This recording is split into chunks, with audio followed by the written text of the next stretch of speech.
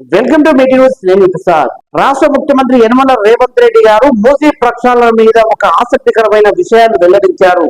అవేమిటంటే, ఏ రాజకీయ నాయకుడైనా ఒక ఎమ్మెల్యేగా, ఒక ఎంపీగా, ఒక కేంద్ర మంత్రిగా, ఒక రాజకీయం కొనసాగుతున్న క్రమంలో ఏదన్నా ఒక రాజకీయ నాయకుడికి ఒక కోరిక ఉంటుంది, రాష్ట్ర ముఖ్యమంత్రిగా చెయ్యాలి, కొనసాగించాలి, రాష్ట్రాన్ని ఏలేయాలి, పాలించాలి అని.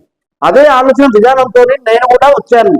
ఒక ఎమ్మెల్సీగా, ఒక జెడ్పీటీసీగా, ఒక ఎమ్మెల్యేగా, ఒక ఎంపీగా, ఒక పిసిసి ప్రెసిడెంట్ గా, ఇప్పుడు రాష్ట్ర ముఖ్యమంత్రిగా కొనసాగుతూ విభిన్నమైన రాజకీయ నాయకులతో రాజకీయాల్లో కొన్ని ప్రాంతాల వారీగా నేను ఈ రోజు తెలంగాణ రాష్ట్రం ఏర్పడంగా రెండవ ముఖ్యమంత్రిగా కొనసాగుతున్న తరుణంలో నాకు ఈ అవకాశం ఇచ్చిన రాష్ట్ర ప్రజలకు చెప్పే ఆలోచన ప్రయత్నం చేశారు రాష్ట్ర ముఖ్యమంత్రి యనమల రేవంత్ రెడ్డి గారు. మూసీ ప్రక్షాళన చేయాలి, భవిష్యత్తులో మూసీ ప్రక్షాళన మీద ఎలాంటి అపోహలు ఉండకుండా, ఆలోచన లేకుండా మూసీ ప్రక్షాళన చేయాలని ఏదైతే నేను ఆలోచన చేస్తున్న విధానంతో ప్రజల్లో నిత్యం ప్రతిపక్ష నాయకులు నా మీద రోజుకొక కామెంట్ చేస్తూ ఉన్నారు.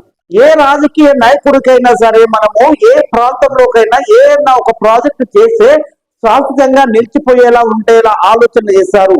అలాంటి ఆలోచనతోనే నేను కూడా ఈ రాష్ట్రాన్ని ఎన్నుకున్నటువంటి రాష్ట్ర ప్రజల కోరిక మేరకు రాష్ట్ర ముఖ్యమంత్రిగా చెప్తున్నాను. ఈ రాష్ట్రానికి ఏమైనా చేయాలి, భవిష్యత్ కాలంతో పాటు ఈ మూసీ ప్రక్షాళన చేసి ఈ రాష్ట్రానికి అందజేయాలని ఒక ఆలోచనతోనే నేను ఈ మూసీ ప్రక్షాళన కార్యక్రమం ముందుకు తీసుకొచ్చాను.